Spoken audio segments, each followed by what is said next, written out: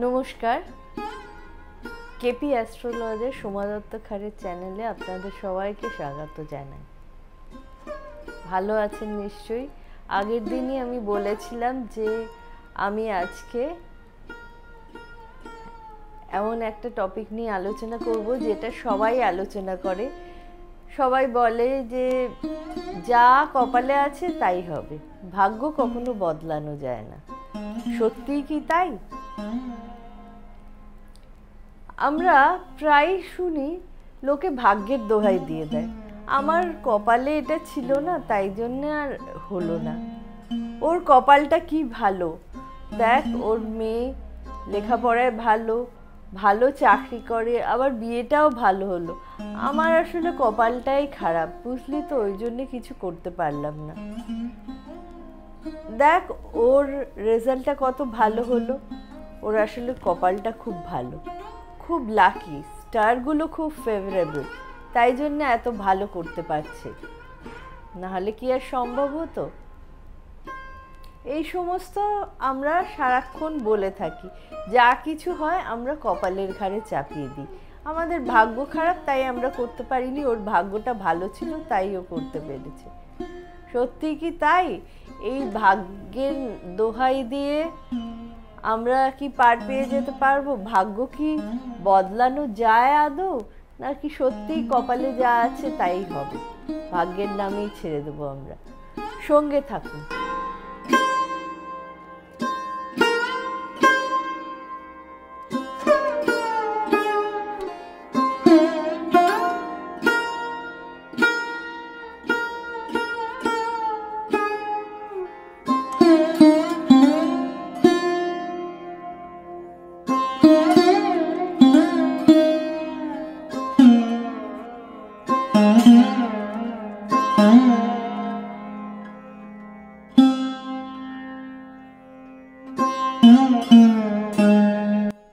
প্রাচীন হিন্দু শাস্ত্রে দুই মতকে প্রাধান্য দেয়া হতো, একটা হচ্ছে পুরুষাকার মত, আর একটা হচ্ছে দৈব। এই দৈব আসলে জ্যোতিষশাস্ত্রের মত, যেটা জ্যোতিষীরা গ্রহ নক্ষত্র দেখে, দিনক্ষণ দেখে, সময় দেখে, গ্রহ নক্ষত্রের অবস্থান দেখে বলতো যে আপনার ভাগ্য এইভাবে নির্ধারণ করা হয়েছে, এই গ্রহ এখানে রয়েছে, এই জন্য আপনি এটা করতে পারছেন না, ভাগ্যটাকে চেঞ্জ করা সম্ভব নয়। এই জ্যোতিষশাস্ত্র তখন কিন্তু কোনো ওই রত্ন ধারণে বিশ্বাস করতো না। সেই জ্যোতিষশাস্ত্র খালি বলে দিতে পারতো যে আপনার ভাগ্যে কি লেখা রয়েছে। সেই সময় জ্যোতিষের সঙ্গে সঙ্গে আরেকটি শাস্ত্র উঠে এসেছিল, সেটা হচ্ছে তন্ত্রশাস্ত্র।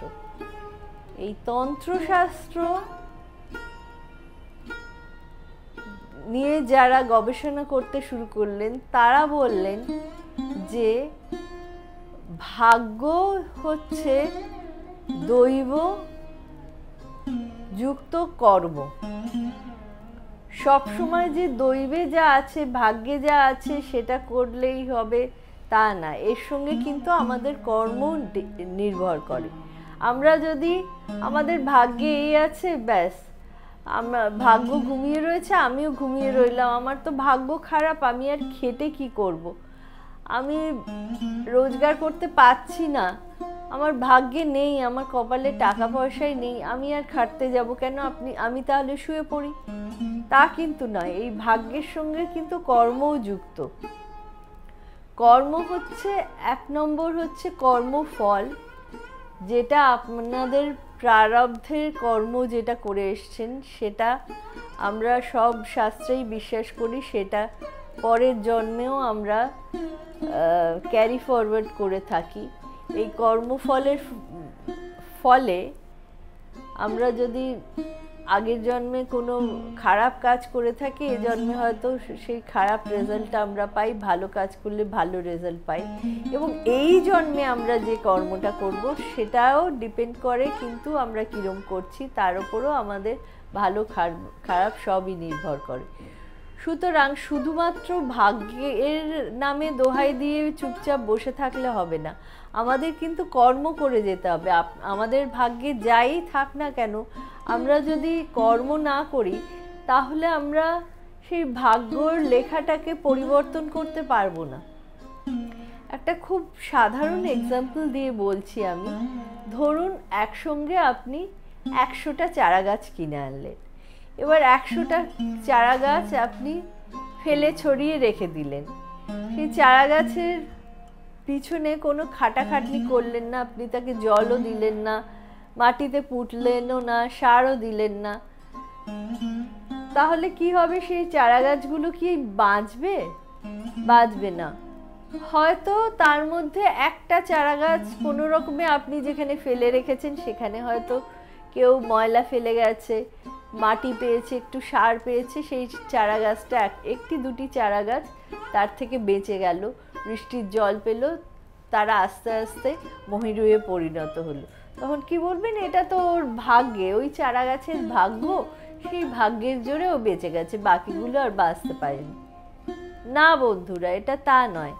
এই চারা গাছের পেছনে যদি আপনি ওইভাবে ফেলে না রেখে তাকে যদি যত্ন করতেন তাহলে প্রত্যেকটি চারা গাছই বেঁচে যেত। দু একটা ছাড়া হয়তো সবকটাই বিশাল মহিরুহ ধারণ করত।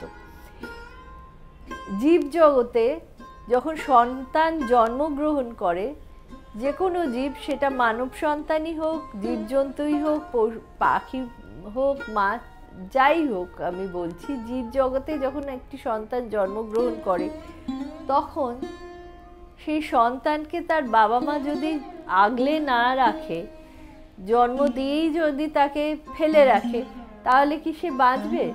পাখি দেখেছেন তো কত কষ্ট করে মুখে খাবার নিয়ে এসে তার সন্তানকে খাওয়ায়, তার বাবা আগলে রাখে। পশুদেরও আগলে রাখে, ছোট যখন শাবক থাকে তারা ঝড় জল থেকে বাবা মা আগলে রাখে। মানব সন্তানকেও তাই। যদি হেলাফেলা করে তাদের ফেলে রাখা যেত তাহলে কি তারা বাঁচতই না। একজন হয়তো বেঁচে যেত, তখন আপনারা কি বলতেন? ওর ভাগ্য ছিল তাই বেঁচেছে। কিন্তু তাকে বাবা মারা লালন পালন করে বলেই, স্নেহের স্পর্শে, আদরের স্পর্শে তাকে বাবা মারা সন্তানকে লালন পালন করে বলেই সন্তান বড় হয়ে ওঠে ধীরে ধীরে। ঠিক সেই রকমই আমার ভাগ্যে এই আছে বলে যদি আমি শুয়ে থাকি তাহলে হবে না, এই ভাগ্যকে উজ্জীবিত করতে হবে। তন্ত্রশাস্ত্র এখানেই। পরে অবশ্য জ্যোতিষশাস্ত্রে আমরা এই রত্ন নিয়ে পড়াশুনো করে, জ্যোতিষশাস্ত্র পরে প্রতিকার দিতে শুরু করে, রত্ন দিয়ে ভাগ্য বদলানোর চেষ্টা। তন্ত্রশাস্ত্র কিন্তু শুরু থেকেই রত্ন, শাস্ত্র মতে প্রতিকার, নানা রকম প্রতিকার উপায়ে এই ভাগ্যটাকে বদলানোর চেষ্টা করে চলেছে তন্ত্রশাস্ত্রে যারা গবেষণা করে থাকে। ভাগ্য বদলানো যায় না, এটা খুব ভুল কথা। আমাদের ভাগ্যে যা লেখা আছে সেটা কর্মের দ্বারা কিছুটা বদলানো যায়। আপনি যদি প্রচুর পরিশ্রম করেন তাহলে অবশ্যই আপনি ভালো ফল পাবেন। আর একটা হচ্ছে এই শাস্ত্রীয় মতে যদি আমরা ধ্যান জপ করি, পুজো আর্চা করি, রত্ন ধারণ করলাম বা কোনো প্রতিকার নিলাম, ধারণ করলাম, কবচ, তাবিজ হোক, রুদ্রাক্ষ হোক, শেকড় বাকড় হোক, যাই হোক, কোনোটার এফেক্ট বেশি হয়, কোনোটার এফেক্ট কম হয়, কিন্তু ভাগ্য অবশ্যই বদলায়। এইটা আমি অনেককেই বলতে শুনি, সোশ্যাল মিডিয়ায়ও দেখি অনেককে বলে যে ভাগ্য কখনো বদলানো যায় না, যা কপালে লেখা রয়েছে তাই হবে। না, আমি এটা বিশ্বাস করি না। কপালে যেটা লেখা রয়েছে সেটার সঙ্গে আমরা যদি পরিশ্রম করি, কর্ম করি, এবং ঈশ্বরে বিশ্বাস রাখি, এই ধ্যান জপ পূজা আচ্ছা এগুলো রেগুলার বেসিসে করি, তাহলে অবশ্যই আমাদের ভাগ্যকে বদলানো যাবে। হ্যাঁ, হয়তো 100 ভাগ বদলাতে পারবো না আমরা ভাগ্য, কিন্তু 85 ভাগ তো বদলাবেই, কারোর ক্ষেত্রে 90 ভাগও বদলাবে। আজকের প্রোগ্রামটা খুব ছোট হলো, কিন্তু খুব একটা গুরুত্বপূর্ণ বিষয় নিয়ে আমি আলোচনা করলাম। এই কথাটা সবসময় মনে রাখবেন, মনে রেখে আপনারা চলবেন, দেখবেন আপনাদের জীবনটা অনেক মসৃণ হয়ে গেছে। ভাগ্যের ওপর ছেড়ে দেবেন না। ভালো থাকবেন, ঈশ্বরে বিশ্বাস রাখবেন এবং সবসময় পজিটিভ ভাববেন। নমস্কার।